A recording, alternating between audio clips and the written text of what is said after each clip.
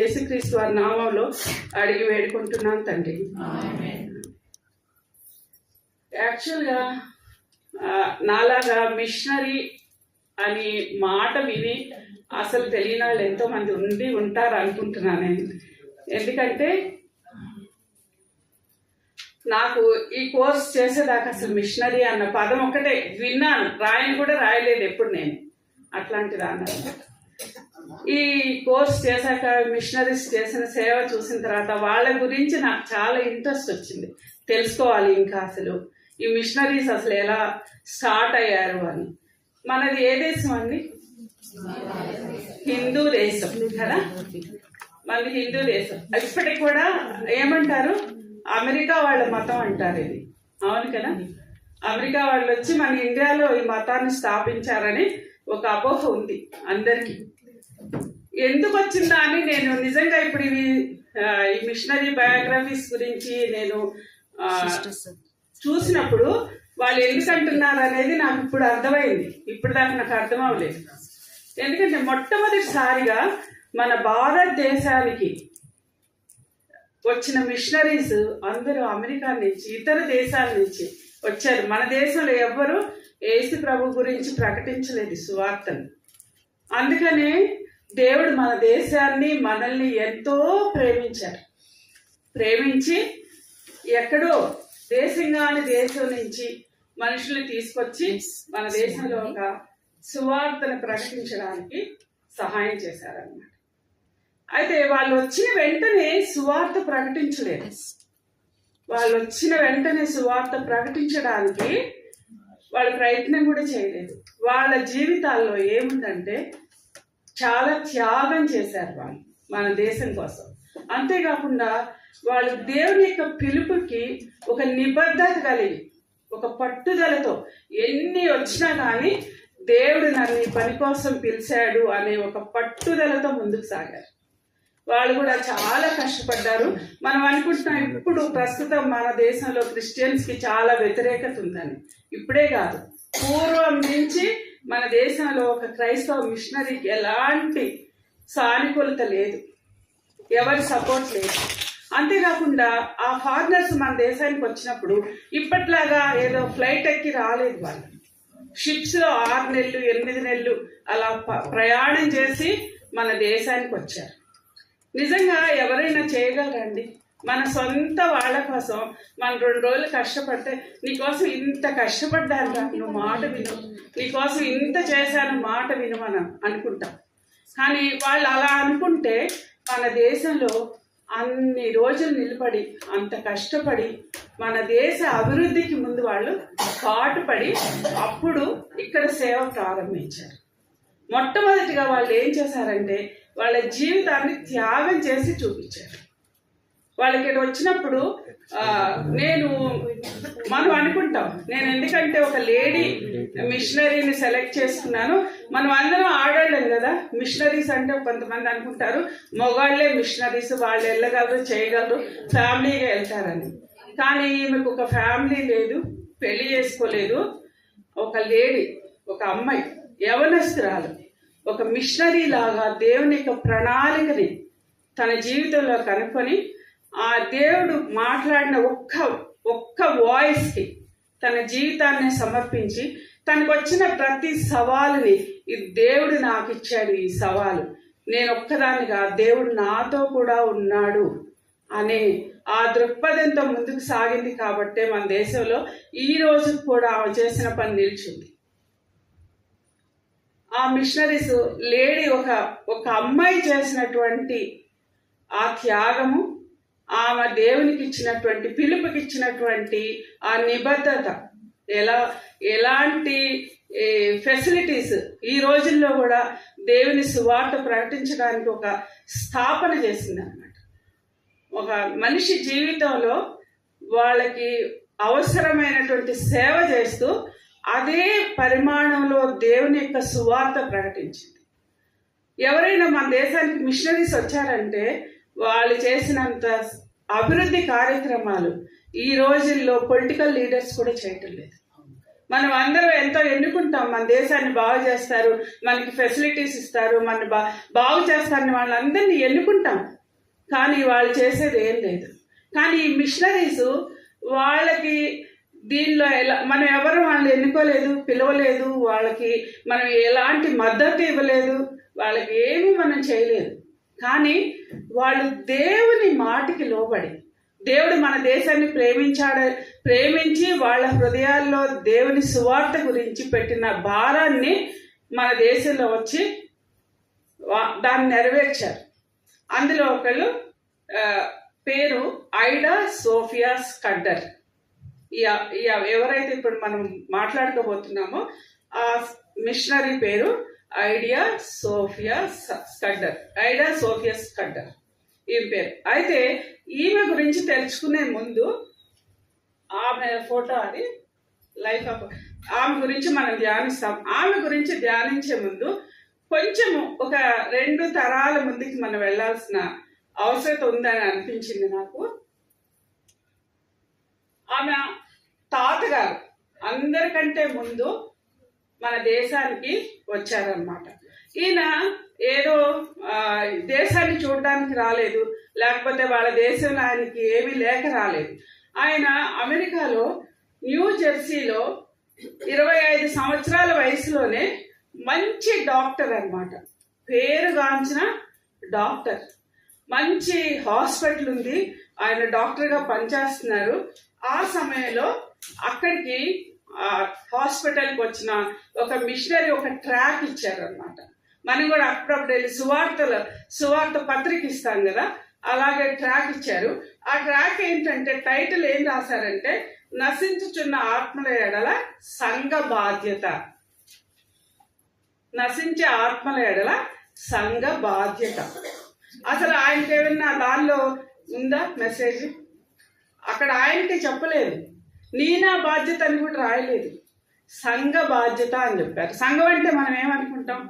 చర్చే, లేకపోతే సేవకుడు, ఆయన చేసే పని, అంతే కదా. సామాన్యంగా మనం అలాగే అనుకుంటాం. కానీ ఆయన ఆ కరపత్రిక చదివి ఆ సమయంలో ఎంతగానో బాధపడ్డాడంట.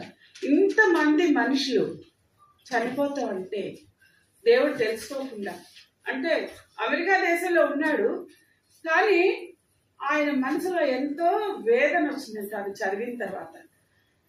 కాబట్టి ఆయన ఏమనుకున్నాడు, ఈ ప్రజల దగ్గరికి ఎవరు వెళ్తారు?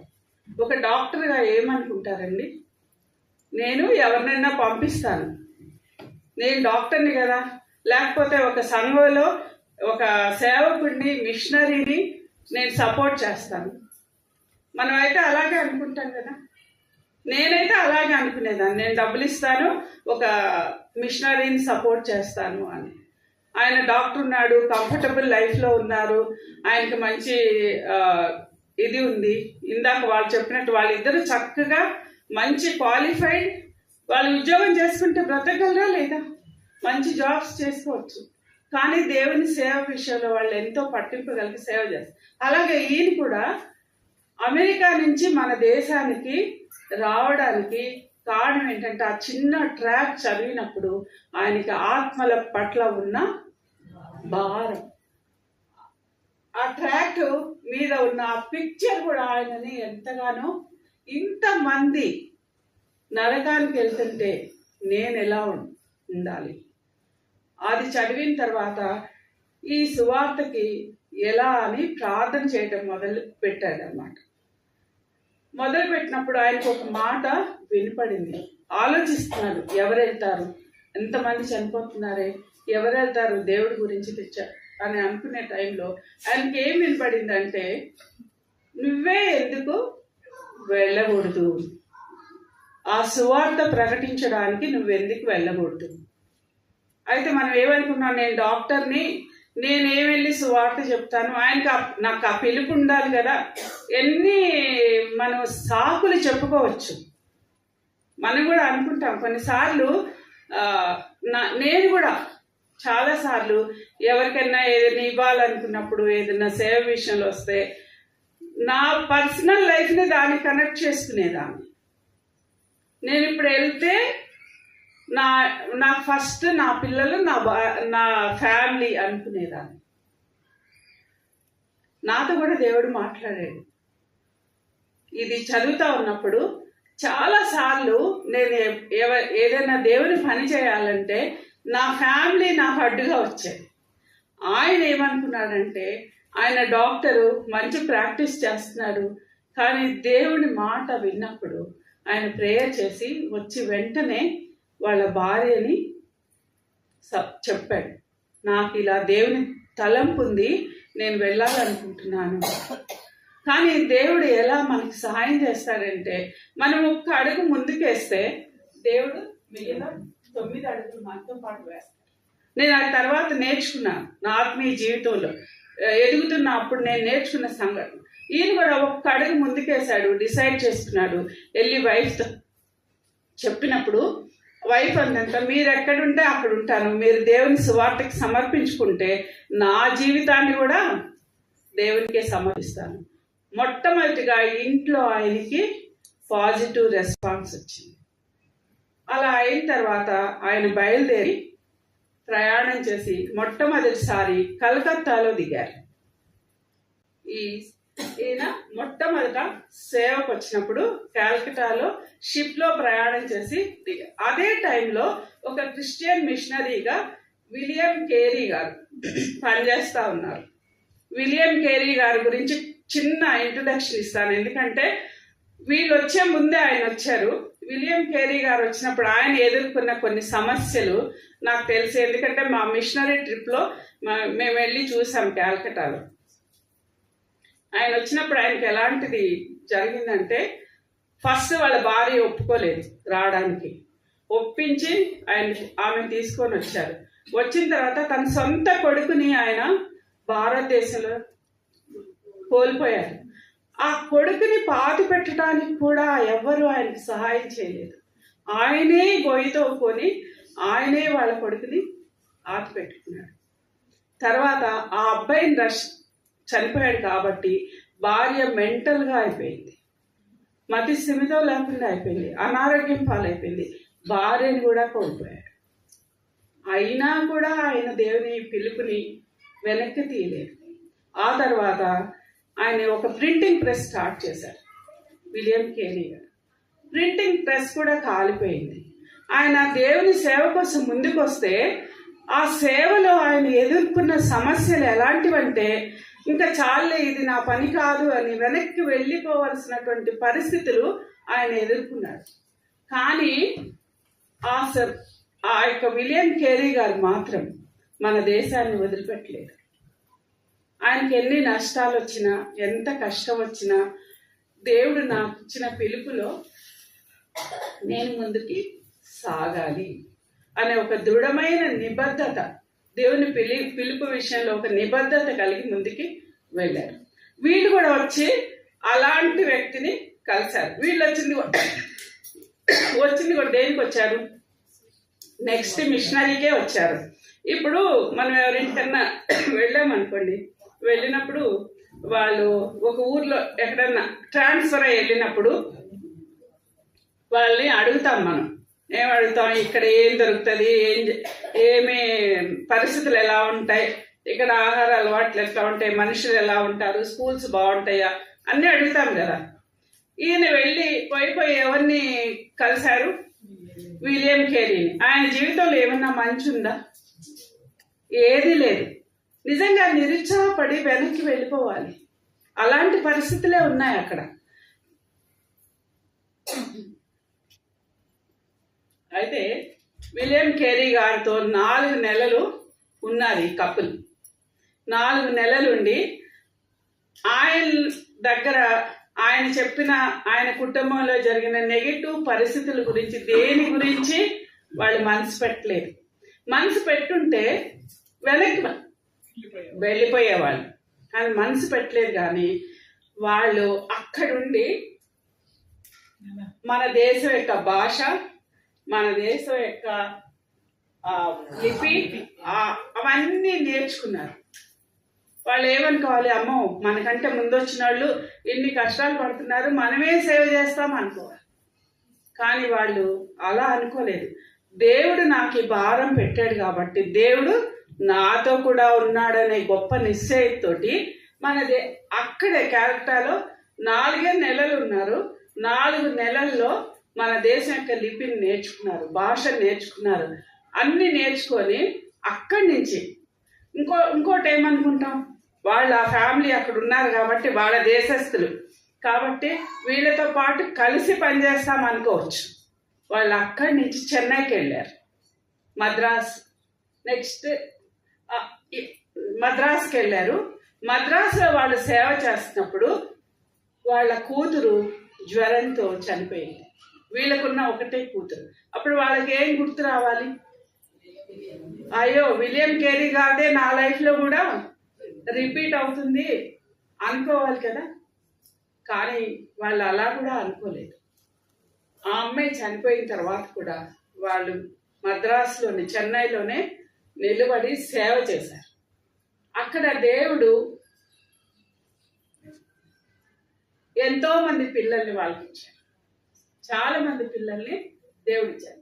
కానీ అప్పుడు వాళ్ళు ఏం ప్రార్థన చేశారంటే, వాళ్ళు పడిన కష్టాలు, విలియం కేరీ గారు పడిన కష్టాలు చూసి ఏమనుకుంటారు, మేము ఇక్కడ సేవ చేస్తాం కానీ మా పిల్లల్ని మాత్రం తిరిగి ఆ దేశంలోకే పంపించి చదివించుకుంటాం అనుకోవాలి. మనమే ఇండియాలో ఉండి ఏమనుకుంటాం, మన పిల్లలు ఫారిన్ వెళ్ళాలి, అక్కడ చదువుకోవాలి, అక్కడ ఉద్యోగాలు చేయాలి. మరి ఆ దేశం వాళ్ళు మన దేశానికి వచ్చి వాళ్ళ పిల్లల్ని అక్కడికి వెళ్ళి చదివించడంలో తప్పుందా? వాళ్ళు ఇక్కడ ఏమన్నా సుఖంగా ఉన్నారా? వచ్చిన తర్వాత వాళ్ళకి అంతా సవ్యంగా జరుగుతుందా? వాళ్ళకి ఏమైనా ఆదరణ దొరికిందా? ఏమీ లేదు.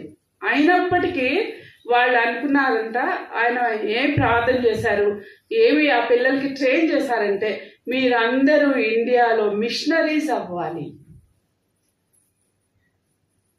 ఆ కష్టమైన పరిస్థితుల్లో కూడా వాళ్ళు దేవుని మాట వాళ్ళ సొంత జీవితంలోనే కాకుండా కుటుంబంగా వాళ్ళు దేవుణ్ణి సేవించాలి, దేవుని సేవ చేయాలి. దేవుని సేవ మీద వాళ్ళకు ఉన్నటువంటి ఆకాంక్ష నిజంగా మనకు ఒక సవాల్ అని నేను అనుకుంటున్నాను. మనం పిల్లలు పుట్టినప్పటి నుంచి ఏమనుకుంటాం, నా పిల్లలు చక్కగా చదువుకోవాలి, మంచిగా సెటిల్ అవ్వాలి, మంచి అబ్బాయితో కానీ అమ్మాయితో కానీ పెళ్లి చేయాలి, కుటుంబాలుగా అవ్వాలి. కానీ ఈయన ఏం ప్రార్థన చేశాడంటే, ఒక మిషనరీ లాగా ప్రతి ఒక్కళ్ళు, ఆయనకి ఇచ్చిన ప్రతి పిల్లలు అందరూ మిషనరీస్ అవ్వాలని ప్రేయర్ చేశారు. అయితే ఆయనకి తర్వాత ఒక అబ్బాయి పుట్టాడు. కొన్ని రోజుల తర్వాత చెన్నైలో వాళ్ళు పని చేస్తూ ఉన్నప్పుడు వాళ్ళకి ఒక మగబిడ్డని దేవుడిస్తే ఆయనకి కూడా జాన్ స్కడ్డర్ జూనియర్ అని పేరు పెట్టారు. ఆ జాన్ స్కడ్డర్ జూనియర్ పెళ్లి చేసినప్పుడు ఒక అమ్మాయి పుడుతుంది వాళ్ళకి. ఆ అమ్మాయి ఐడా సోఫియా స్కడ్డర్. అంటే ఈ అమ్మాయి కంటే ముందే దేవుడు 2 తరాలని మన దేశం యొక్క ప్రజలకు సువార్త చెప్పడానికి దేవుని ప్రణాళికలో ఉన్నారు. వాళ్ళు కనుక వెనక్కి వెళ్ళిపోయి ఉంటే ఐడా స్కడ్డర్ వచ్చేదేనా? వచ్చేది కాదు. ఇక్కడ ఆ అమ్మాయి పుట్టడానికి ముందు 2 తరాలని దేవుడు ముందు తీసుకొచ్చాడు. మన జీవితాల్లో కూడా, మన యొక్క జీవితంలో దేవుని ఉద్దేశాన్ని మనం ఎరిగి ముందుకు సాగుతున్నాము. దేవుని పని కోసం ఒకవేళ పిలుపు మనకుంటే మన పిల్లల విషయంలో మనం ఏమనుకుంటున్నాం, మనం సేవ చేస్తున్నాంలే, మన పిల్లలు మాత్రం చదువుకొని, ఎంతోమంది సేవకుల పిల్లలు కూడా అమెరికాలో సెటిల్ అయిన వాళ్ళు నాకు తెలుసు. కానీ వీళ్ళు దేశం వచ్చారు, మనతో పరిచయం లేదు, మనకి వాళ్ళకి ఆచార అలవాట్లలో పద్ధతుల్లో ఎలాంటి కనెక్షన్ లేదు, అసలు వాళ్ళకి సంబంధం లేదు మన దేశంతో. అట్లాంటి మన మీద దేవుడు వాళ్ళకి పెట్టిన భారాన్ని, పాపుల యొక్క రక్షణ కోసం వాళ్ళు పాటుపడాలని నిర్ణయించుకున్నారు. ఎంత నిస్వార్థమైన సేవ కదా అది. మనం అలాంటి సేవ చేయడానికి ఒకవేళ మనకి దేవుడు ఆ పిలిపిస్తే మన కుటుంబాలుగా మనం దేవుని సేవ చేయడానికి అంగీకరిస్తామా? ఈరోజు ఒకసారి వెనక్కి తిరిగి ఆలోచించుకున్నాం. మనం ఎలాంటి నిర్ణయాలు తీసుకుంటున్నాం. మనం అనుకోవచ్చు, నేను కూడా మీతో పాటు కలిసి అనుకుంటాను, ఏంటంటే ఎంతసేపు మనకి చక్కగా కనపడే వాటి మీదే మన దృష్టి ఉంటుంది. దేవుని సేవ అంటే అంత సాఫీగా జరిగినంతసేపే. ఏదైనా చిన్న కష్టం రాగానే ఇది నాకెందుకులే అనుకునే తత్వం కలిగిన మానవులు మనం. కానీ వీళ్ళు కష్టం వస్తే దాన్ని ఎలా తీసుకున్నారు? అది ఒక సవాలుగా తీసుకున్నారు. అంతేకాకుండా వాళ్ళు ఒంటరిగా లేరని దేవుడు వాళ్ళని పంపాడు కాబట్టి దేవుడు వాళ్ళని ముందుకు కొనసాగిస్తాడని, వాళ్ళ జీవితంలో ఎదుర్కొనే ప్రతి సమస్య కూడా దేవుడు దాన్ని అనుభవించడానికి శక్తి ఇస్తాడని, దేవుని దగ్గర వాళ్ళతో కనెక్షన్ ఎట్లా ఉందంటే ఆ యొక్క పౌరుషం కలిగి. ఇప్పుడు సైనికులు ఎలా పోరాడుతున్నారు మన దేశం కోసం? వాళ్ళ ఫ్యామిలీస్ని గుర్తు చేసుకుంటే పోరాడగలరా? వాళ్ళ పిల్లల్ని గుర్తు చేసుకుంటే పోరాడగలరా? లేదు. అలాగా వాళ్ళ దేశాన్ని, అక్కడ ఉన్న కంఫర్ట్స్ని, అక్కడ ఉన్నటువంటి దేన్ని వాళ్ళు గుర్తు చేసుకోవటం లేదు. ఓన్లీ భారతదేశంలో నశించిపోయే ఆత్మల విషయంలో ఎంతో పట్టుదల కలిగి ఈ పరిస్థితులన్నీ చాలా చిన్నగా కనిపించాయి. ఎందుకంటే దేవుని యొక్క పిలుపు, దేవుని యొక్క స్వరానికి వాళ్ళు ఇచ్చిన ఇంపార్టెన్స్, అక్కడ దానికి వాళ్ళు ఇచ్చినటువంటి ఆ యొక్క ఏమనాలంటే ప్రాముఖ్యత, అన్నిటికంటే పైన దేన్ని పెట్టారంటే దేవుని స్వరాన్ని పెట్టారు. ఆ విధేయత వాళ్ళు చూపించడం ద్వారా ఈరోజు మనం అందరం మన చేతుల్లోకి, విలియం కేరీ గారే ఈ బైబిల్ని అనేకమైన భాషలోకి ప్రింట్ చేశారు, ఇంకా ట్రాన్స్లేట్ చేశారు, మంచి కాలేజెస్ కట్టారు, ఇంకెన్నో మంచి కార్యాలు చేశారు. ఈ మిషనరీస్ ఏం చేశారంటే మొట్టమొదటిగా మన దేశంలోకి వచ్చి మనకి ఎడ్యుకేషన్ వాళ్ళ ద్వారా ప్రారంభించబడింది. హాస్పిటల్స్ వాళ్ళ ద్వారా ప్రారంభించబడ్డాయి. నిజంగా నేను కొన్నిసార్లు ఇది చదువుతా ఉన్నప్పుడు నేను చూశాను, కుష్ఠరోగులకి మొట్టమొదటిసారిగా ఎవరు వాళ్ళకి వైద్యం మొదలు పెట్టారంటే ఈ మిషనరీసే.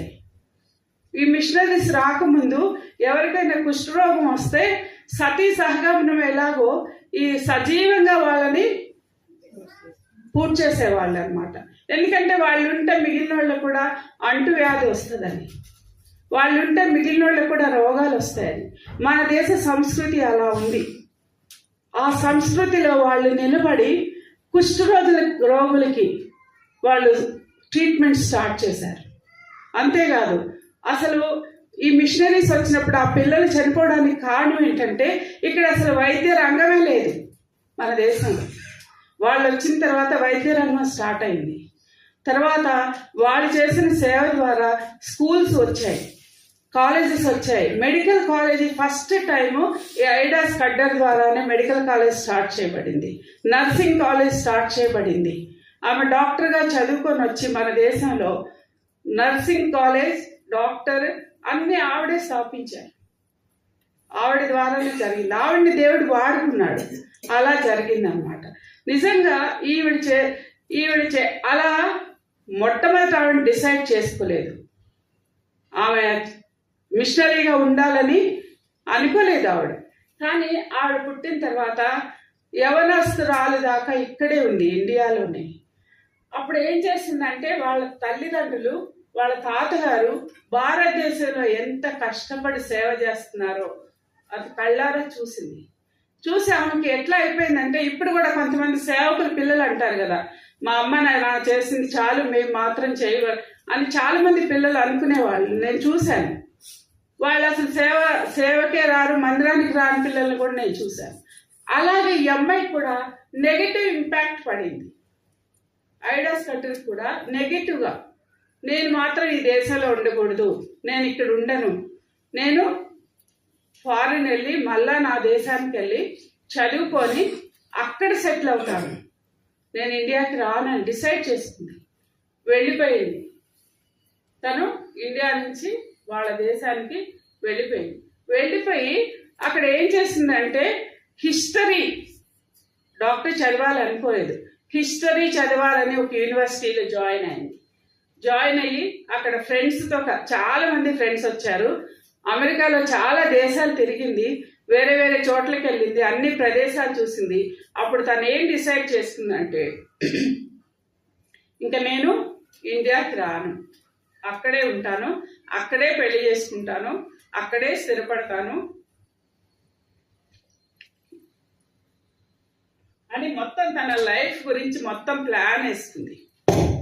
తన ప్లాన్ అది వేసుకొని ఇంకా పెళ్లి చేసుకోవడానికి సిద్ధపడుతున్న టైంలో ఇండియా నుంచి ఒక లెటర్ వచ్చింది ఆమెకి. ఆ లెటర్లో ఏం రాశారంటే వాళ్ళ నాన్నగారు, మీ మదరు చాలా సిక్ అయ్యారు, ఎన్నో రోజులు బ్రతికారు కాబట్టి అని ఒక చిన్న లెటర్ రాశారు ఇండియా. అప్పుడు తను ఏమనుకుంటుంది, అప్పటికే తను వెళ్ళి 20 సంవత్సరాలు అయిపోయింది అమెరికాకి వెళ్ళిపోయి చదవడానికి వెళ్ళి. అప్పుడు అనుకుంది ఒకసారి వెళ్ళి మా అమ్మని చూడాలి, నేను ఒకసారి వెళ్ళి మా అమ్మని చూసి వెనక్కి వస్తాను.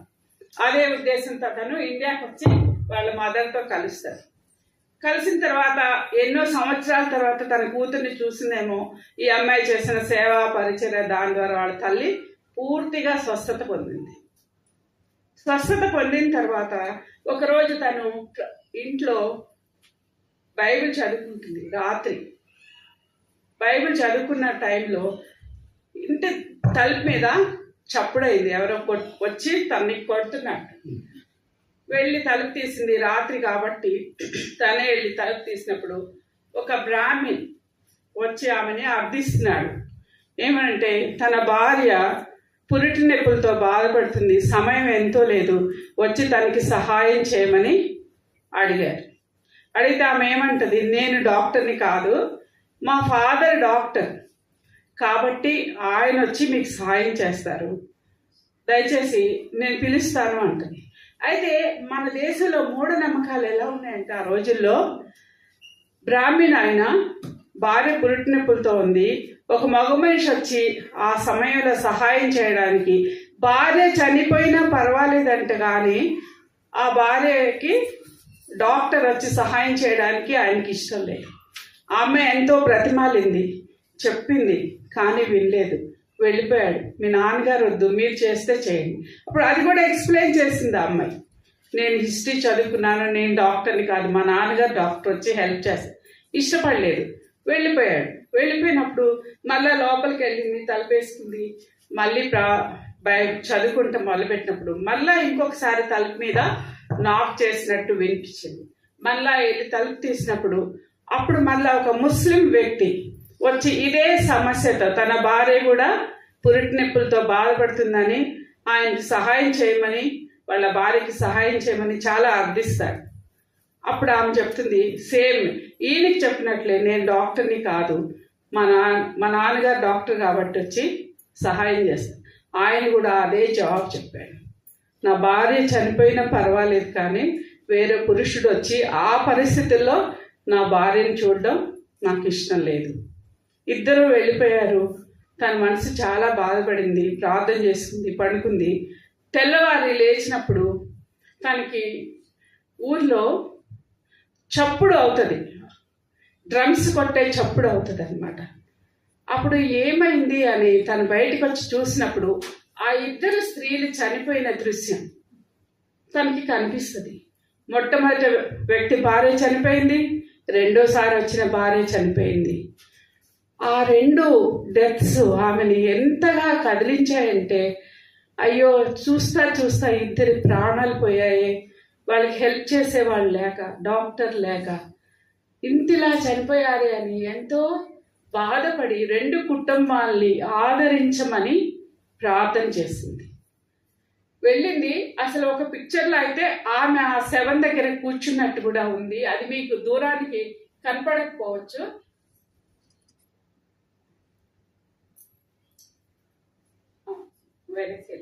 ఆ ఇద్దరు డెత్స్ పిక్చర్ చూసాం కదా, అక్కడ ఒక బాడీ దగ్గర ఆవిడ కూర్చొని ఉన్నారు, దూరానికి కనిపించదు అనుకుంటా. వెళ్ళి చూశారు. ఆ సన్నివేశాలు రెండు ఆమెను ఎంతో ఆలోచింపచేశాయన్నమాట. లాస్ట్లో అక్కడ చైర్లో కనిపిస్తుందా, ఆవిడ వెళ్ళి వాళ్ళని చూసింది. ఆమె ఈ దేశం కాదు, 20 సంవత్సరాల నాడు వెళ్ళింది.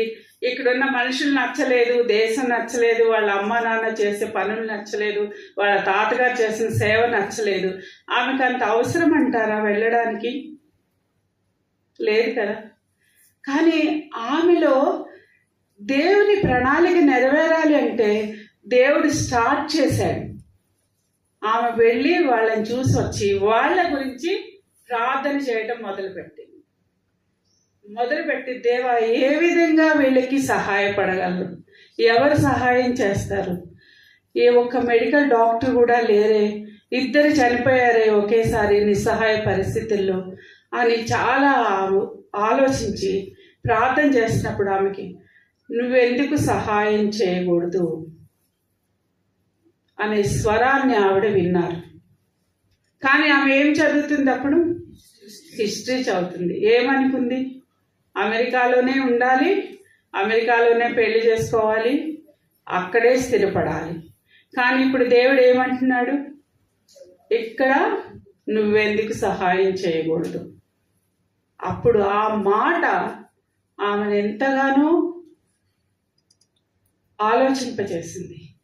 వెంటనే దేవుడి దగ్గర ప్రార్థన చేసుకుంది, ప్రభా నీ మాటకి నేను లోపడతాను. ఆమెని సమర్పించుకుంది. వాళ్ళ తల్లి దగ్గరికి వెళ్ళి నేను వీళ్ళకి సహాయం చేయాలనుకుంటున్నాను, నేను వెళ్ళి చదివి వెనక్కి వచ్చి సహాయం చేస్తాను అని 2 మరణము ఆమె జీవితంలో ఆమె చేసుకున్న ప్రతి నిర్ణయాన్ని మార్చడానికి దేవుడు వాడుకున్నాడు. మన జీవితంలో మనకి ఎన్ని సంఘటనలు మనకి దేవుడు మన కళ్ళ ముందుకు తీసుకొస్తున్నాడు. మన కుటుంబాల్లో ఎంతమంది దేవుడిని ఎరగకుండా చనిపోతున్నారు, ఎంతమంది నిత్య నరకానికి వెళ్తున్నారు, ఎంతమంది మన చుట్టూన్న ప్రజలు దేవుణ్ణి తెలుసుకోకుండా చనిపోతున్నారు. మనం ఎప్పుడైనా అలాంటి భారాన్ని, అలాంటి వాళ్ళకి సహాయం చేయాలని మనం ఎప్పుడైనా ఆలోచించామా? ఒక్కసారి మనల్ని మనం పరీక్ష చేసుకుందాం. అంతేకాకుండా మనం అనుకోవచ్చు, వెళ్ళి ఒక పత్రిక ఇస్తాను, సువార్త చెప్తాను, అది సరిపోతుందని. కానీ ఇప్పుడు ఈ మిషనరీస్ మనం చూసినప్పుడు వాళ్ళు మొట్టమొదటి ఏం చేశారు?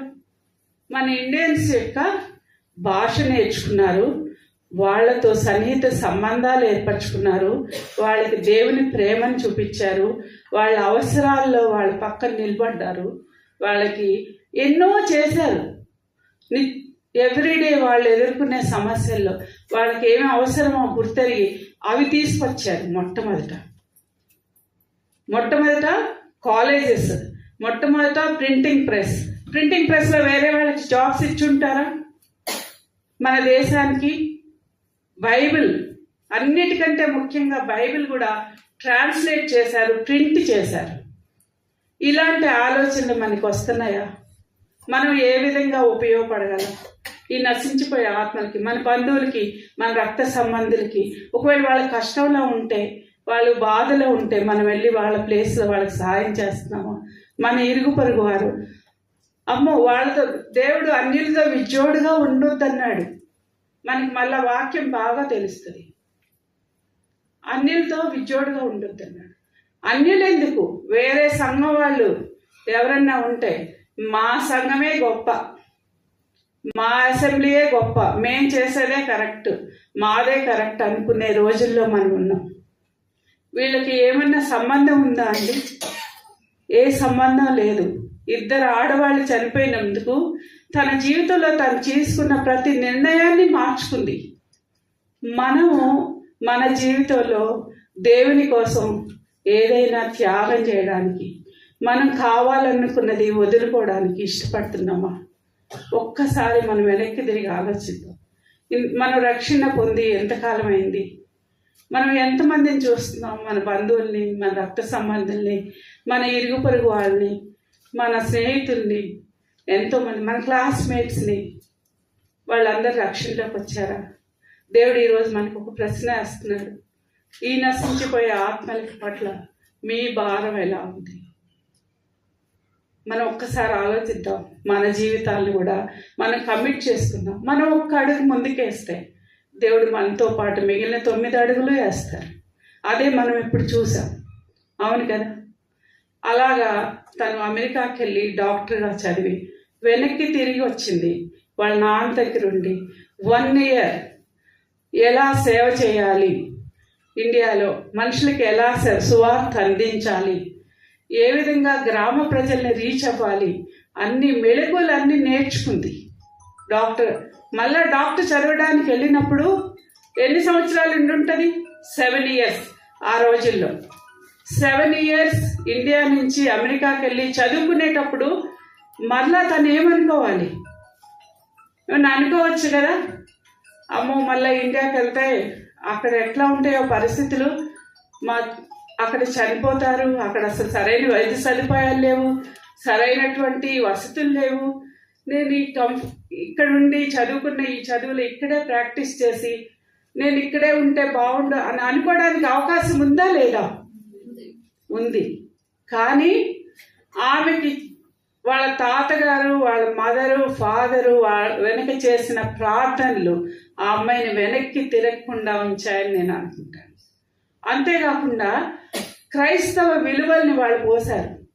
దేవుని మాట ఏ విధంగా తీసుకోవాలి, దేవుడు ఒకవేళ పిలిపిస్తే వాళ్ళు చెప్పుంటారు. ఈ అమ్మాయి కూడా అడుగుంటుంది, ఎందుకు మీరు ఇంత శ్రమపడి ఇక్కడ ఎందుకు పని చేయాలి? తను వెళ్ళిపోయింది కదా. వెళ్ళిపోయినప్పుడు తాతగారు చేశారు చాలు, లేకపోతే మీరు చేశారు చాలు, మేమందరం ఇక్కడ ఎందుకు చేయాలని అనుకోవచ్చు, అడిగుండొచ్చు. వాళ్ళు చెప్పుంటారు, దేవుడు మమ్మల్ని ఈ దేశానికి తీసుకొచ్చారని చెప్పుకుంటారు. ఆ మాటలన్నీ ఆమెకి ఎంతో ప్రోత్సాహాన్ని ఇచ్చుంటాయి. దేవుని మాటకి లోబడినప్పుడు దేవుడు ఎలా చేస్తాడో కూడా వాళ్ళు చెప్పుకుంటారు. ఎందుకంటే వాళ్ళ తాత దగ్గర నుంచి, వాళ్ళ తాత దేవుని మాటకి లోబడి రావడం ఆవిడ చూసింది, వాళ్ళ తల్లిదండ్రులు దేవుని మాట వినడం ఆమె చూసింది. అదే జీవిత విధానాన్ని తను కూడా తీసుకోవడానికి వాళ్ళు మార్గదర్శకులుగా నిలబడ్డారు. మన పిల్లలకి మనం మార్గదర్శకులుగా ఉంటున్నామా? ఆత్మీయ విషయాల్లో మన జీవితాలు ఎలా ఉన్నాయి? వెళ్ళి వచ్చి నేర్చుకొని ఇక్కడ అలాంటి బండిలో ఒక బండి, ఆ రోజుల్లో కార్లు ఉన్నాయా అండి? ట్రైన్స్ ఉన్నాయా? బస్సులు ఉన్నాయా? ఎక్కడికైనా వెళ్ళాలంటే కాలు నడుపుతో వెళ్ళాలి. ఆ బండిలో వెళ్ళి ఆ బండిలో వెళ్ళి ఊర్లలో మెడికల్ క్యాంప్స్ చేసేది. నెక్స్ట్ ఇక్కడ కొంచెం కన్ఫ్యూజ్ అయ్యి ముందుకు అనిపించింది. నెక్స్ట్ పిక్చర్ ఊర్లలో నెక్స్ట్ ఇట్లా ఊర్లలోకి ఆవిడ వెళ్ళేది అనమాట. అప్పుడు ఊర్లు కూడా అలా ఉండేవి. ఊర్లోకి వెళ్ళి ఆ బండిలో ట్రావెల్ చేసి అమెరికాలో వెళ్ళి చదువుకొని వచ్చి ఇండియాలో ఉండి ఇలాంటి పరిస్థితులకి వెళ్ళడానికి ఆమె ఇష్టపడింది. అంటే ఆమె కూడా దేవుని పిలుపుకి ఎంతో ప్రాముఖ్యత ఇచ్చింది.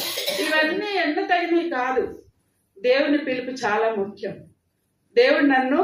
దేవుని స్వరం, ఏ స్వరం అయితే విందో దానికి ఇచ్చిన ప్రాధాన్యత ఆమె గుర్తించింది. వెళ్ళి అక్కడ సేవ చేసింది. ముందు ఆమె యొక్క వృత్తి ఫ్రీ సర్వీస్ చేసి అదే సమయంలో ఆమె సువార్తను కూడా ప్రకటించింది. సువార్త ప్రకటించాలంటే మనం కొన్ని సాక్రిఫైస్ చేయాలి, మనం కొన్ని ఇవ్వడానికి ఇష్టపడాలి. ఆమె డబ్బులు సంపాదించలేదా? హాస్పిటల్ పెట్టుకొని వాళ్ళ నాన్నగారు ఆల్రెడీ అక్కడ ప్రాక్టీస్ చేస్తున్నారు. చెప్పాలంటే అక్కడే ఉండి ప్రాక్టీస్ చేస్తే ఆమెకు సరిపోతుంది కదా. ఊర్లోకి వెళ్ళాల్సిన అవసరం ఉందా? లేదు. అయినా ఆమె ఏమనుకుందంటే నా వృత్తిలో కూడా నేను ఇతరులకి సువార్త ప్రకటించడానికి ఉపయోగించాలి. ఆ ఉద్దేశంతో తను వేరే ఊర్లకు వెళ్ళి చేసింది. అంతేకాకుండా మద్రాసులో వాళ్ళ నాన్నగారు ఉంటే వెల్లూరుకి వెళ్ళి అక్కడ ఒక చిన్న క్లినిక్ స్టార్ట్ చేసింది. ఫస్ట్ టైం వెల్లూరుకి వెళ్ళి చిన్న క్లినిక్ స్టార్ట్ చేసింది. ఆ క్లినిక్ స్టార్ట్ చేసి 30 బెడ్స్, అందులో 30 పడకలు మాత్రమే ఉంటాయి. దానిలో 15 పడకలు ఫ్రీ మెడికల్ క్యాంప్, ఫ్రీగా చేసేది. 15 మందికి డబ్బులు ఎవరైతే ఇవ్వగలరో వాళ్ళకి. ఎంతో సింపుల్. ఇప్పటికి కూడా ఈ హాస్పిటల్స్ అన్నిటితో మనం పోల్చుకుంటే వెల్లూరు హాస్పిటల్లో ఫీజులు ఇంకా టెస్టులకు ఉన్నటువంటి ఖర్చు చాలా తక్కువ. మీకు ఎంతమందికి తెలుసో నాకు తెలియదు, కానీ చాలా మంది ఇప్పటికి కూడా వెల్లూరు వెళ్తూ ఉంటారు. సిఎంసి వెల్లూరుకి వెళ్ళే వాళ్ళు ఇప్పటికి కూడా చాలా మంది ఉన్నారు. ఎందుకంటే అక్కడ ఫీజులు చాలా తక్కువ. అంతేకాకుండా అక్కడ వైద్యము ఎక్కడా లేదని కూడా నేను విన్నాను. అక్కడ జరిగే ఆ యొక్క ఫెసిలిటీస్, డాక్టర్స్కి అక్కడున్న ఎక్విప్మెంట్ ఇంకెక్కడా లేదని విన్నాను. నేను చదివాను కూడా. ఇప్పుడు అట్లాంటి చోట ఫస్ట్ ఈవిడే 30 బెడ్లు స్టార్ట్ చేసింది. తర్వాత దాన్ని చిన్న క్లినిక్గా మార్చింది. ఇది గ్రామాల్లోకి ఆమె వెళ్ళిన సిచ్యువేషన్ అనమాట. ఆ చిన్న క్లినిక్ని తర్వాత ఏం చేసిందంటే చిన్న హాస్పిటల్ లాగా మార్చింది. అట్లా గ్రాడ్యువల్గా తన కోసం తను ఎప్పుడు పనిచేయలేదు, కానీ ఆ హాస్పిటల్ని పెంచుతూ వచ్చింది. ఇతరులకి సువార్త ప్రకటిస్తూ వచ్చింది. ఫ్రీ మెడికల్ క్యాంప్స్ పెట్టింది. అంతేకాకుండా ఒక నర్సింగ్ స్కూల్ ఫస్ట్ స్టార్ట్ చేసింది. ఎందుకంటే తనకు కావాల్సిన సపోర్ట్ తీసుకోవడానికి. అది కూడా చాలా తక్కువ ఫీజులతో నర్సెస్ కాలేజ్ ఫస్ట్ స్టార్ట్ చేసింది. అది అయిపోయిన తర్వాత ఏం చేసిందంటే ఒక మెడికల్ కాలేజీ లేడీస్కి. ఆమె ఫస్ట్ దేని ద్వారా తాకబడింది? ఇద్దరు లేడీస్ వైద్య సదుపాయం లేక చనిపోయారు కాబట్టి లేడీ డాక్టర్స్ని మన దేశానికి తీసుకురావాలని ముందు లేడీ డాక్టర్స్కి ఫస్ట్ ఇయర్ తను స్టార్ట్ చేసినప్పుడు ఒట్టి లేడీ డాక్టర్స్కి మెడికల్ కాలేజ్ స్టార్ట్ చేసింది. ఆ మెడికల్ కాలేజ్ పేరు పొందింది. ఎంతో 5,000 మందికి చేసే అంత సేవ చేసింది. తర్వాత అప్పుడు ఆ మెడికల్ కాలేజ్ని కో ఎడ్యుకేషన్ లాగా మార్చింది. తనే ఎప్పుడైతే ఆమెకి యూనివర్సిటీ గుర్తింపు వచ్చింది, ఆమె చేసిన సేవ, ఆమె చేసిన పనులు చూసి గవర్నమెంట్ గుర్తించారు, యూనివర్సిటీగా చేశారు. అప్పుడు ఆ కాలేజీ యూనివర్సిటీ గుర్తింపు ఎప్పుడైతే పొందిందో అప్పుడు అది కో ఎడ్యుకేషన్ లాగా చేసింది. ఇప్పటికి కూడా సిఎంసి వెల్లూరు మెడికల్ కాలేజ్ అన్నిటికంటే బెస్ట్ అని అందరూ దానిలో సీట్ కావాలని కోరుకుంటారు చాలా మంది. ఇంకొకటి నాకు నచ్చింది ఏంటంటే అక్కడ చదివిన వాళ్ళతో వాళ్ళు బాండ్ రాయించుకుంటారు. ఇప్పటికి కూడా ఏం రాయించుకుంటారంటే ఇన్ని సంవత్సరాలు మెడికల్ మిషనరీ లాగా పనిచేయాలి. ఏ మెడికల్ కాలేజ్లో అలాంటిది లేదు. ఇప్పటికి కూడా ఆ వాళ్ళకి ఇచ్చిన పిలుపు కొనసాగుతానే ఉంది. ఆ 3 తరాలు చేసిన పని ఈ రోజు కూడా మన దేశంలో ఒక గుర్తింపు ఉంది. అంతేకాకుండా ఐడా స్కడ్డర్ చేసిన first heart transplantation, kidney transplantation, ఇంకా పోలియో జబ్బుకి, ఇంకా మిగిలిన అన్ని జబ్బులకి అక్కడ ట్రీట్మెంట్ స్టార్ట్ చేశారు. అంతేకాకుండా ఆమె ఈ నర్సెస్ కాలేజ్ స్టార్ట్ చేసినప్పుడు వాళ్ళతో ఎలా ఉండేదంటే కొరింథియన్స్ 13th చాప్టర్ ప్రేమ గురించి ప్రతిరోజు ధ్యానించి వాళ్ళకి చెప్పేది. ఆమె ఆ నర్సెస్ని కూడా ఎలా ట్రైన్ చేసిందంటే క్రీస్తు ప్రేమని ఎలా చూపించాలి అనేది ట్రైన్ చేసింది.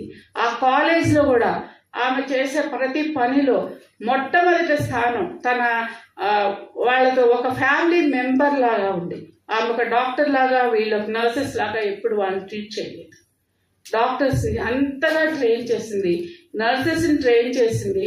అంతేకాకుండా తను చేసిన ఈ పనులు గవర్నమెంట్లో కూడా తెలిసిపోయాయి. అన్ని చోట్ల ప్రపంచం అంతా ఆమె పేరు వచ్చింది. అంతేకాకుండా మహాత్మా గాంధీ ఉన్న రోజుల్లో ఈమె చేసినటువంటి ఈ పనులు విని ఆయన ఆ ప్రదేశాన్ని సందర్శించడానికి వచ్చినప్పుడు ఆమెను చూడడానికి వెళ్తారు. చూసి ఆమె చేసిన పనులు, ఆమె చేస్తున్న పనులు విన్నారు వేరే వాళ్ళ ద్వారా, నర్సెస్ ద్వారా అక్కడ ఉన్న పేషెంట్స్ని కలిశారు, మాట్లాడారు. నిజంగా ఆమెను ఎంతో మెచ్చుకున్నారు. ఒక్కసారి ఇక్కడ కూడా మనం వెనక్కి తిరిగి నిలబడి ఆలోచిద్దాం. మనం కూడా సేవ చాలా మొదలు పెడతాం. ఫస్ట్లో చిన్నగా స్టార్ట్ చేసినప్పుడు మనకేం అనిపించదు. చాలామంది ఆరంభం చాలా బాగుంటుంది, కానీ ఎప్పుడైతే ఒక గుర్తింపు వస్తుందో అప్పుడు ఏమవుతుంది, వెంటనే గర్వం వస్తుంది. అప్పుడు నేను కాబట్టి చేశాను, నేను కాబట్టి ఇంత చేశాను అనుకునేది వస్తుంది. కానీ ఆమెకు అది రాలేదు. ఆమె జీవిత కాలం అంతా మన దేశానికి సేవ చేసింది, పేదవాళ్ళకి సేవ చేసింది. సేవ చేస్తా చేస్తా వాళ్ళ భౌతికమైన అవసరాలు తీరుస్తూ సువార్తను ప్రకటించింది. మనం అలా చేస్తున్నామా? మనం ఎంత సాక్రిఫైస్ చేస్తున్నాం? ఇవి చేయాలంటే మన అవసరాలు మనం కొన్ని మానుకోవాలి. లేడీస్గా మనకేముంటుంది, కాంపిటీషన్ ఉంటుంది. ఎక్కువ ఏముంటుంది, కాంపిటీషన్ ఉంటుంది. కాబట్టి వాళ్ళకి ఏదైనా ఉంటే మనం కొనుక్కోవాలి. మనం సాక్రిఫైస్ చేస్తామా? మన నేచర్ అలాంటిదా? లేదు కదా. కానీ ఐడా స్కడ్డర్ తన జీవితాన్ని మన దేశం కోసం సాక్రిఫైస్ చేస్తుంది. మనం ఏమైనా సాక్రిఫైస్ చేయడానికి దేవుని కోసం ఇష్టపడుతున్నాము? దేశం కోసం కాదు, మన చుట్టూ ఉన్న ప్రజల కోసం. మన కుటుంబాల్లో ఎవరైతే రక్షణ పొందలేదో వాళ్ళకి మనం ఏదైనా ప్రేమ, క్రీస్తు ప్రేమను చూపించవలసిన వాళ్ళు సిక్ అయినప్పుడు, వాళ్ళు ఏదైనా అవసరంలో ఉన్నప్పుడు, వాళ్ళ అవసరాల్లో మనం ఆదుకొని మనం దేవుడి గురించి వాళ్ళకి చెప్తే వింటారు. అందుకే మన జీవితం ద్వారా చూపించాలని మనం నిన్న ఈరోజు చాలా నేర్చుకుంటున్నాం. ఈరోజు మనం ఏం నేర్చుకుంటున్నామంటే, ఈ మిషనరీస్ ద్వారా నేనేమి నేర్చుకున్నానంటే, నేను ఊరికే వెళ్ళి సువార్త చెప్తే దానివల్ల ఏ ఫలితం లేదు. నా జీవితంలో కూడా దేవుని మాటకి లోబడి దేవుడు నిర్ణయించిన ప్లేస్లో మనం ఉండి దేవుడు చెప్పిన పని చేసి సాక్రిఫైస్ చేసి మన భౌతికంగా మనకున్నటువంటి కొన్ని వనరుల్ని మనం సాక్రిఫైస్ చేసి అప్పుడు సువార్త ప్రకటించాలి అనేది ఈవిడ మనకి నేర్పిస్తున్న పాఠంగా నేను గుర్తించాను. మనం అందరం కూడా ఈరోజు ఒక చిన్న సవాలుతో బయటికి వెళ్తాం. మనం ఏం చేస్తాము, ఏం చేయగలం ఆలోచించుకొని ఆ విధానంలో మన జీవితాన్ని మనని రక్షించుకోవడంలో దేవునికి ఒక ప్రణాళిక ఉంది. ఆ ప్రణాళిక ఏంటి అనేది ఈ రోజు నుంచి మనం ప్రార్థన చేసి దేవునికి మన జీవితాలను సమర్పించుకుందాం. ఆ దిశలో మనం నడవడానికి దేవుడు మనకి సహాయం చేయాలి.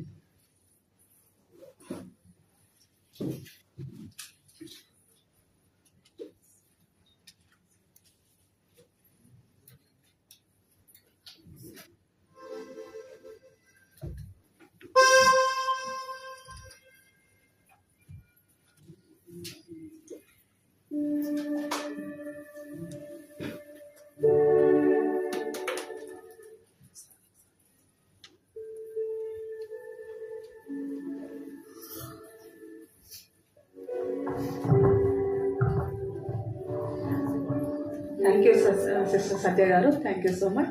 చక్కగా మరి మెడికల్ కాలేజెస్ మరి ఎలా వచ్చాయి, ఒక మిషనరీ ద్వారా మనం డాక్టర్స్ అనేది, ఆ నర్స్ అనేది, మనం ఆ థాట్ ఒక ఇద్దరు పేషెంట్స్ తోటి వాళ్ళ డెత్ని చూసి, ఒక సిస్టర్స్ వాళ్ళు పడిన, ఆ మహిళలు పడిన ఆ ప్రయాసం చూసి వచ్చే థాట్. సో అదేవిధంగా మనం కూడా ఏం సాక్రిఫైస్ చేస్తున్నామని చెప్తున్నారు కదా. సో మనకిచ్చిన ప్రేయర్ వారియర్స్గా మనకిచ్చిన దేవుడు తలంపు, మనకిచ్చిన దేవుడు బాధ్యత ప్రార్థించడానికి కదండి. సో మార్నింగ్ సెషన్లో చూసినాం కదా, మిషనరీస్ కోసం ప్రార్థించన్నారు మరి వారు కూడా. మరి అదేవిధంగా ప్రార్థించడానికి మరి డైలీ మనకి 4 to 5 ఒక సెషన్స్ ఉంటాయి కదండి ప్రేయర్ మీ కాన్ఫరెన్స్లో. సో సమయాన్ని త్యాగం చేయడానికి నా రిక్వెస్ట్ చేస్తున్నా అండి. సో ఇలాంటి మన ప్రార్థన చాలా ముఖ్యం. మిషనరీస్ కోసము, మన పాస్టర్స్ కోసం, సంఘాల కోసం ప్రార్థించే దేవుడు మనకు దయచేస్తున్నాడు. So thank you sister, thank you so much. మరి ఎవరైనా చెప్పబడిన ఈ మిషనరీ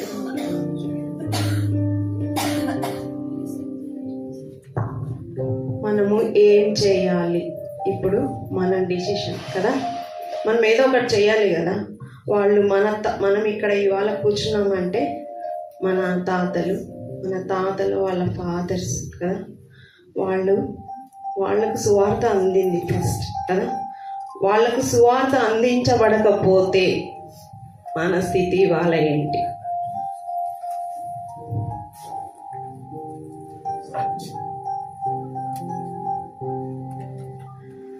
సో మన డిసిషన్ మనం ఏదో ఒకటి తీర్మానం చేసుకోవాలి. మీ దగ్గరికి మేము ఈ కమిట్మెంట్ ఫామ్స్ ఇస్తున్నాము. మీరు ఏ రీతిగా మీరు దేవుని పనిలో సహాయపడగలరో మీ డెసిషన్స్ రాయండి ఇందులో, సరేనా? ఫోన్ నెంబరు, మీ అడ్రస్, మీరు ఏ రీతిగా దేవుడు మీతో ఏ రీతిగా మాట్లాడాడు, మీరు మీ వంతుగా మీరు ఎలాంటి దేవుని యొక్క రాజ్య వ్యాప్తిలో మీ భాగం ఏంటో మీరు తెలియజేయండి, సరేనా? ఈ పేపర్స్ మీరు అలాగా నెగ్లెక్ట్గా పడేసి వెళ్ళద్దు. ఈ ఛాన్స్ అందరికీ రాలేదు. బయట ఎంతోమంది ఉన్నారు. దేవుడు మిమ్మల్ని ఇక్కడికి ఒక ప్రత్యేకమైన ఉద్దేశంతో తీసుకొచ్చాడు. సో దేవుని యొక్క స్వరాన్ని నెగ్లెక్ట్ చేయొద్దండి దయచేసి.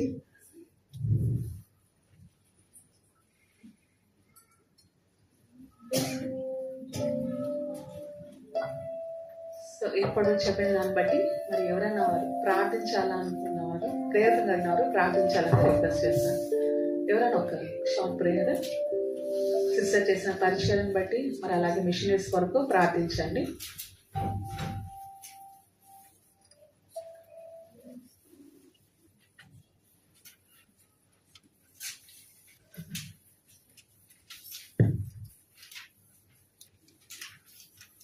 చేరా అండి, ఎవరు ప్రేయర్?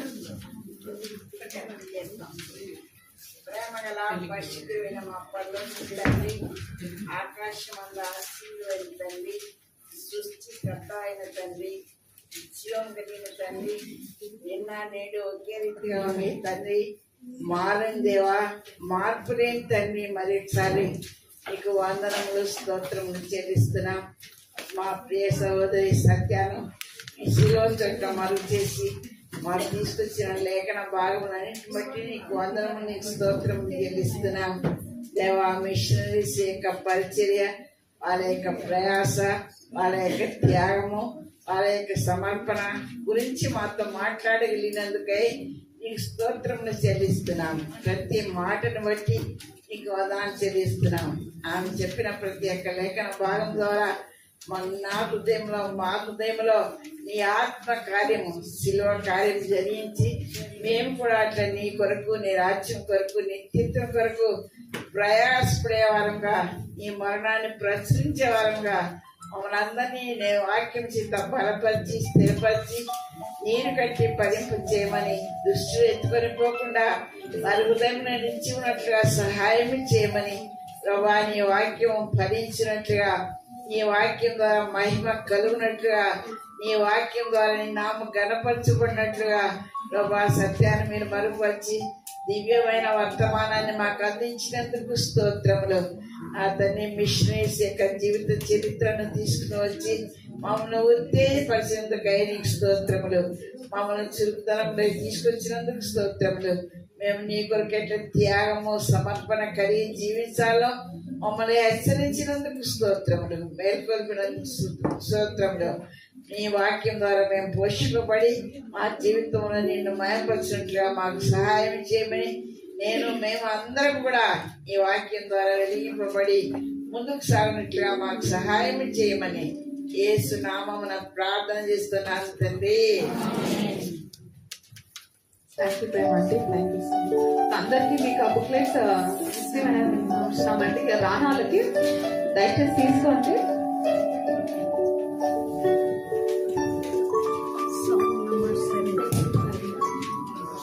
సో లాస్ట్ 4 years నుంచి ఎవరు వస్తున్నారు రెగ్యులర్గా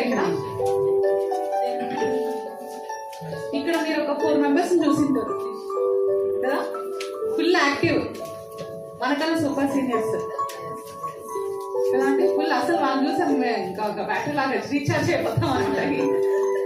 సో ఆ టీమ్ ఒక పెద్ద పరిచయం లాంటి. మనం అనుకుంటాము అయిపోయింది మా రిటైర్మెంట్ స్టేజ్ అని. సో రీచ్ ద నీడీ వాళ్ళకి ఒక 10 minutes, ఆ టీంకి ఒక 10 minutes సమయం ఇస్తున్నాము. సో వాళ్ళు ఏం చేస్తున్నారు after retirement, what they doing, వాళ్ళకి 10 minutes మనం షేర్ చేసుకుంటారు. Angeline aunty please sir.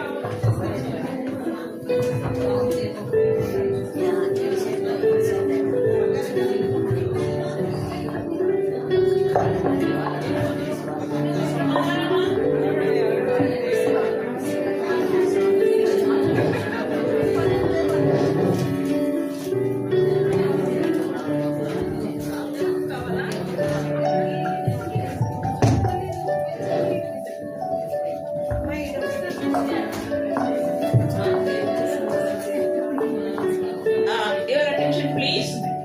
మీకు ఆశ్చర్యం ఉండొచ్చు ఏంటి ముసలోళ్ళందరూ ఎక్కారని.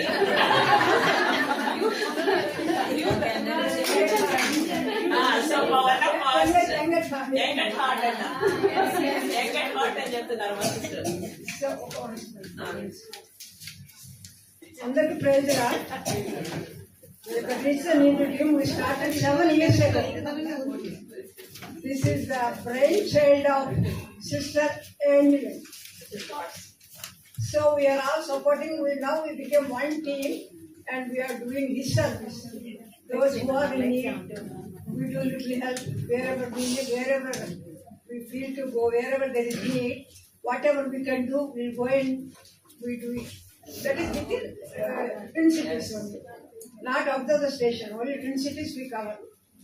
That is our basic service. My age is 73. My name is Hilda, Sister Hilda. Telugu. Sister ఐడానా?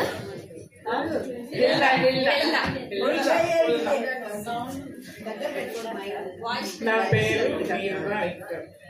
నేను 80 years నా పేరు సత్య అండి. నేను 67 years.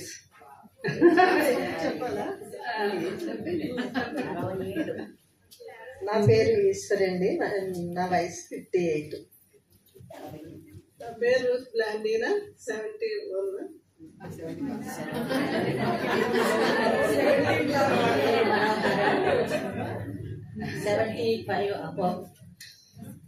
My name is Mrs. Anupama. I'm a retired teacher. Recently, they joined me in this group. Since I'm retired, I'm completely free, so that I can do the cause service throughout my retirement life. I'm 58 years. So మీరు విన్నారు కదా ఇప్పుడు. నేను చెప్పలేదు కదా నా age. I'm 76 years. అమ్మా yeah, I am sweet 16 by God's grace. 73. Okay, see, Mali, reach the needy, yes, listen. Reach the needy team in ministry. Reach the needy. I am ministry ni దాదాపు 7 years back. ఇది unseen ministry behind the curtains. Nobody knows it. కానీ మీరందరూ ఇప్పుడు చెప్తున్నారు అంటున్నారేమో. It is not for an advertisement. This is to encourage you as young and also old women here. You can also do God's work. మేము ఇక్కడ నిలబడింది మా శక్తితో కాదు. మేమందరూ కూడా వాళ్ళందరూ కూడా mothers, grandmothers, most of them are grandmothers. And మాకందరికి కూడా మా హోమ్ రెస్పాన్సిబిలిటీస్ ఉన్నాయి, బాడీ వీక్నెస్ ఉన్నాయి. బట్ ఎట్ ఎవరైనా ఒకరు ఫిలిపియన్స్ 4:13 చదవండి. అది మా మాట. గట్టి చదవాలి. Philippians 4:13 చెప్పడం, నన్ను బలపరచు అని యందు నేను సమస్తమును చేయగలను. అంతా చెప్పండి. నన్ను బలపరచు అని యందే నేను సమస్తమును చేయగలను. ఈ మాట మాకు ఇచ్చాడు ఒక 7 years బ్యాక్ దేవుడు. మేము చేయగలమని కాదు, దేవుడు మాకు ఇచ్చినటువంటి వర్స్ అది. మేమంతా బలహీనలమే, శక్తిహీనలమే, ఫిజికల్లీ స్పీకింగ్.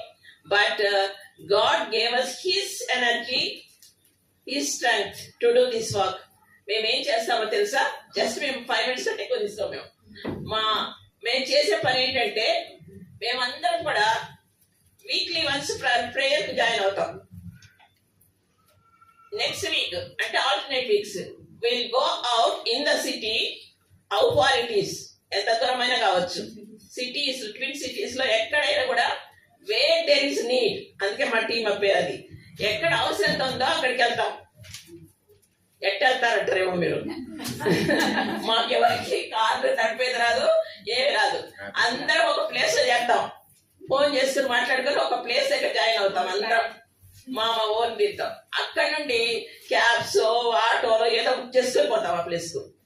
పోయేసి అక్కడ ఎక్కడ నీడ్ ఉందో, అంటే మాకు దేవుడు ఎక్కడికి నడిపిస్తే, ఏ ఇంటికి నడిపిస్తే ఆ ఇంటికి వెళ్తాం. వెళ్ళి వాళ్ళతో ఊరికి చూసి వచ్చడం కాదు. విల్ స్పెండ్ సఫిషియంట్ టైం, అంటే 1.5 hours 2 hours వాళ్ళతో కూర్చుంటాం. వాళ్ళు సిక్కిలిగా ఉంటే వాళ్ళ కోసం ప్రేయర్ చేస్తాం, పాటలు పాడతాం, వాక్యం చెప్తాం. ఒక చిన్న మీటింగ్ అనమాట. తర్వాత వాళ్ళకి ఏదైనా హెల్ప్ అవసరం ఉంటే మెడికల్ ప్రాబ్లం కానీ, లేకపోతే ఫుడ్ ప్రాబ్లం కానీ ఏదైనా విల్ సప్లై దే. ఫైనాన్షియల్ తర్వాత ఇంకా ఏం చేస్తామంటే, ఎవరైనా స్పిరిచువల్ గా డిస్కరేజ్మెంట్ లో ఉంటే వాళ్ళని ఎంకరేజ్ చేస్తాం. తర్వాత ఇంకా ఎవరైనా ఒకవేళ వాళ్ళు మందిరానికి రాలేని పరిస్థితుల్లో, చర్చికి రాలేని పరిస్థితుల్లో ఉంటే, మేము వర్షిప్ చేయలేకపోతున్నామా, మాకు ఎవరు వాక్యం చెప్పేవాళ్ళు లేరు అలాంటే అక్కడ పోయి వాళ్ళకి ప్రేయర్ చేస్తాం. అట్లా so many hundreds of people దర్శించడానికి దేవుడు మాకు కృప ఇచ్చాడు ఈ 7 ఏళ్లలో. ఇది ఎవరికి తెలియదు, మా దేవునికి తెలుసు. మరి ఈ జూన్ 7th కు 7 years, 16th కు 7 years కంప్లీట్ అవుతుంది అనమాట. కానీ మా టీం ఉన్నా తెలిసిన, మీరు చూస్తే ఆశ్చర్యపోతాను. ఇప్పుడు ఇలా నిలబడుకున్నారు, కానీ బయటికి వస్తే నిజంగా స్వీట్ 16s, స్వీట్ 17s. ఎంత చక్కగా, ఎవరిలో విసుగు కనబడదు, కోపం కనబడదు, ఏం కనబడదు. అందరూ పరిగెత్తి పనిచేస్తారు. మరి ఇన్ని చేయడానికి మీకు ఎలా అవుతుందంటే, మాకు ఒక క్యాషియర్ ఉన్నారు, ఈమె ఫైనాన్స్ మినిస్టర్. అర్థమైనా? ఈ ఫైనాన్స్ మినిస్టర్ ఏం చేస్తుందంటే, ఎంత సిట్టు ఉంటుందంటే మీకు తెలీదు. మీరు కూడా చూసింటారు, మమ్మల్ని ఊరికే పోనీదు. ప్రతి మంత్ మమ్మల్ని ఎవరి దగ్గర కలెక్ట్ చేస్తుంది. అర్థమైనా? అదంతా కూడా ఆమె లెక్కలతో సహా పైసా కూడా ఇటు అటు పోలేదు. అంత చక్కగా చేసి రాసి పెడతది. మేము ఎక్కడెక్కడ ఎవరికి ఇస్తున్నామో, ఎవరు స్పెండ్ చేస్తున్నామో, ఎంత అవుతుందో మంత్ అయితే మాకు లెక్క చెప్పి మనం సైన్ చేయించుకుంటుంది. చాలా స్ట్రిక్ట్ అండి, మీకు తెలీదు. ఇక్కడ ఇంకొక ఉంది, ఏమేం చేసేది తెలిసిన, ఎవరికి ఏమి, ఎక్కడెక్కడ ఏమి ఇవ్వాలా, ఎక్కడ ఏం చేయాలా, ఆమె హాస్పిటాలిటీ డ్యూటీ ఆమెది. అర్థమైందా? ఆమె ఆ పని చేస్తుంది అనమాట. ఇంకా ఏముంది చూసావా, ఈమె ఏంటంటే, మీరందరము దేవుని దగ్గర మొరపెట్టమంటే వీళ్ళిద్దరు చేరి, మీరు ఎవరి పేరు ఇచ్చినా కూడా మేము చుట్టుకొని వచ్చి ఎవరి పేరు చెప్పినా ఆమె వీళ్ళ ముగ్గురు ఉదయాన్నే వేసి 4:30కు మొదలు పెడతారు అన్నమాట పేరు. 4:30కి మొదలు పెట్టి 7కి ముగిస్తారు. ఇక మేము తమాషా చెప్పలేదని ఎవ్రీడే ఎవరెవరు ప్రేయర్ రిక్వెస్ట్ వచ్చినాయో వాళ్ళందరి కొరకు ఈమె ఆమె.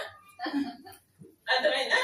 ఇంకా ఆ సిస్టర్ ఉన్నారు కదా, మాకంతా బ్యాక్ అనమాట, వెనుకుంటారు, వెనకుడి సపోర్ట్. ఇంకా ఇక్కడ పెద్ద ఉన్నారు, మీరు కనబడుతున్నారా? మనోహర సిస్టర్, మనోహర సిస్టర్ను మేము పెద్ద ఆమె కానీ ఎక్కడికైనా రెడీ అవుతుంది.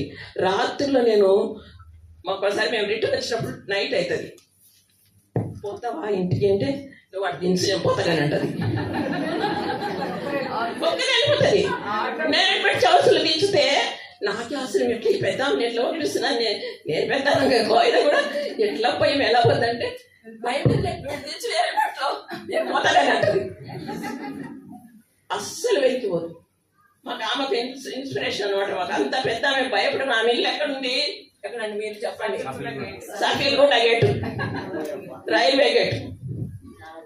నేను బిడ్డ దించితే ఒక్కటి ఎంత రాత్రైనా పోతుంది. అంటే ఇదంతా నేను మనకు ఇది అనిపిస్తుంది. కానీ ఎంత అంటే దేవుడు మా టీంలో ప్రతి ఒక్కరికి ఒక్కొక్క టాలెంట్ ఇచ్చాడు. ఆ టాలెంట్ను దేవుడు ఇప్పుడు మార్నింగ్ ఏమైనా దేవుడు ఇచ్చిన తలాంతును అందరు దాచిపెట్టి కూడా వాడుతున్నారు. ఆ సిస్టర్ మేము ప్రార్థన చేసాం. మా actual we started with 12 people. 12 disciples. అయితే 3 దేవుని దగ్గరికి వెళ్ళిపోయారు. ప్రార్థన చేస్తున్నాం మేము, ఇంకా మాలో ఎవరు జాయిన్ కాలేమని. దేవుడు చూపించినటువంటి వ్యక్తి అనుపమ పద్మ అని. ఇంకా ఇప్పుడు కేక్ గాంకు ముక్తి మిషన్ కు VBS చేయడానికి వెళ్ళింది. తను ఈ రోజు ఎక్కడ లేదు. మరి ఇంకా ప్రార్థన చేస్తున్నాం. ఆ తర్వాత ఒక టీం తయారు చేయాలని మీరు కూడా ప్రార్థన చేయండి. ఎందుకంటే మేమంతా పెద్దోళ్ళు అయిపోతున్నాం కాబట్టి. కాకపోతే ముఖ్యమైన సంగతి ఏంటంటే మేము ఇక్కడ నిలబడింది, యూ కెన్ ఆల్సో డూ.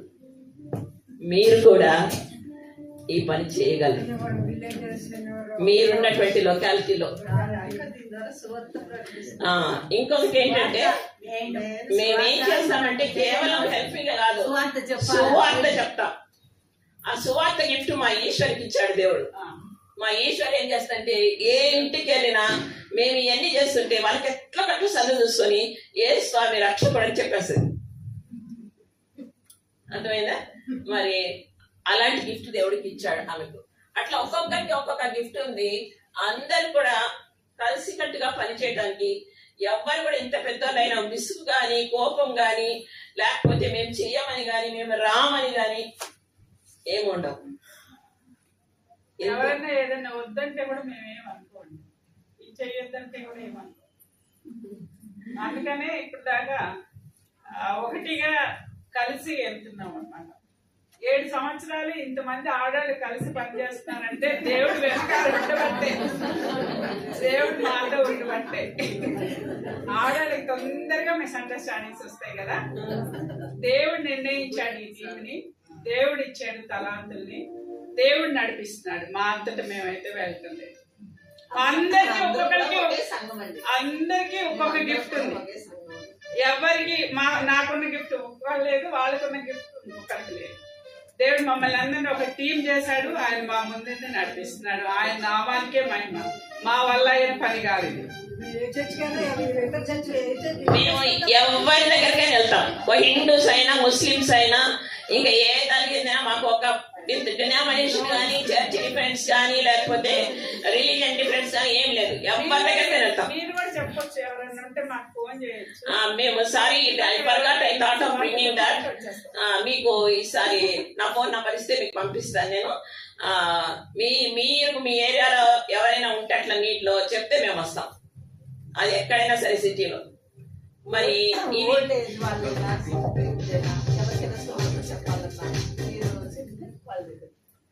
కొన్నిసార్లు డెత్ అవుతుంది, వాళ్ళకి ఎవరు వాళ్ళు నిరుత్సాహంలో ఉంటారు, వాళ్ళు ప్రోత్సహించే వాళ్ళు ఉంటారు. సో అసలు మా ఇది ఏంటంటే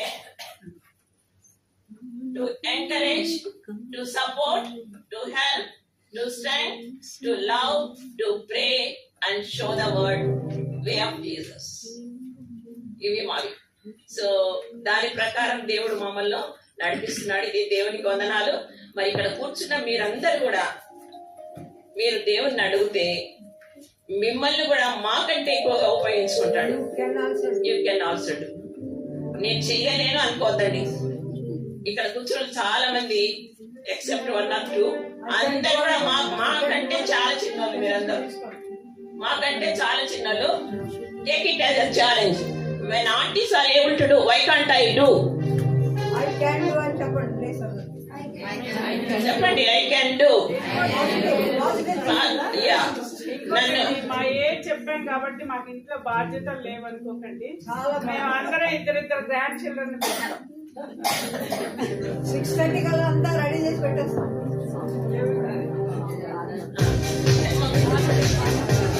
సరే, ఏదో మాకు వచ్చిన దాంట్లో నవ్వకండి. మాకు వచ్చిన దాంట్లో మేమందరం పోయి ఆడిపోతే మేము బాగా చక్కగా పాట పాడతామండి. వాళ్ళిద్దరు పోయి బాగా పాటలు పాడి వాళ్ళ స్టోరీ చెప్పి బైబిల్ కథ చెప్పి అని వస్తాం.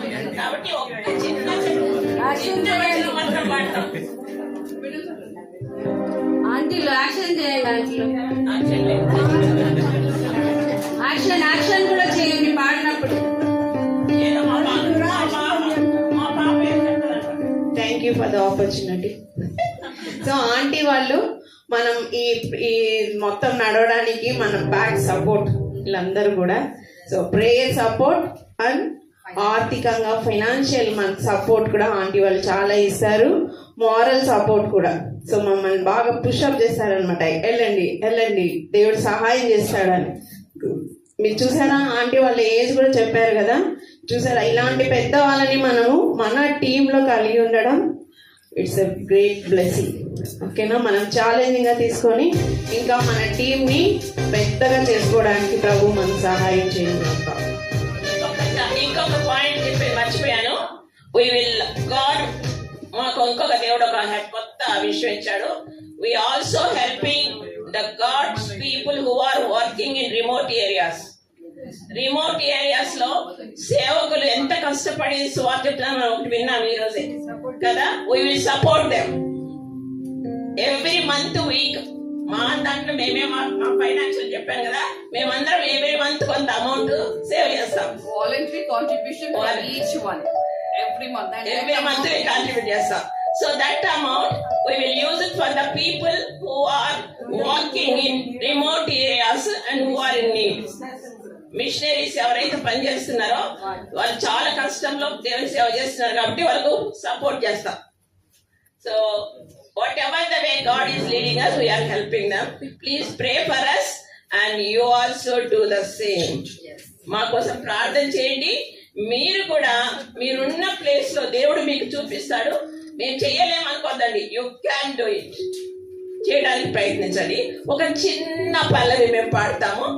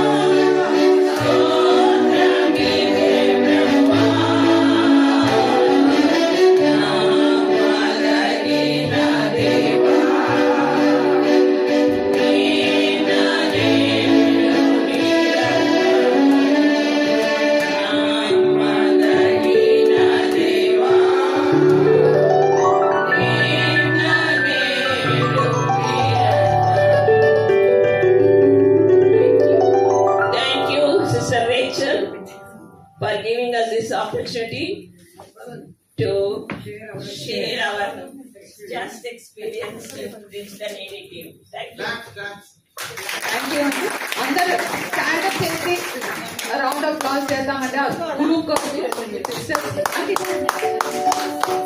వాళ్ళు చేసే పరిచర్య మరి ఫైనాన్షియల్ గా మరి మెడికల్ గా సువార్త వాస్తుగా అన్ని విషయాల్లో దే రౌండ్ అప్. ఎవరైనా మరి రీచ్ టు నీడీ గ్రూప్ కొరకు ఎవరైనా ఒక్కరు ప్రార్థించండి. ఆంటీ వాళ్ళ ఆరోగ్యాల కోసం వాళ్ళు ఏం టార్గెట్స్ రీచ్ అవ్వాలనుకుంటున్నారో ఎవరైనా ఒక్కరు ప్రేరణ గ్రూప్ కొరకు ప్రార్థించండి.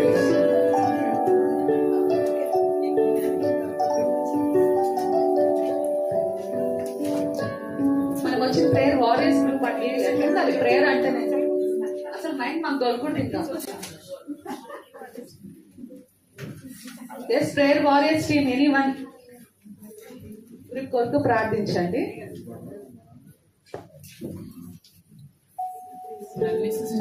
నల్లి sister pray in Telugu. I don't know to pray.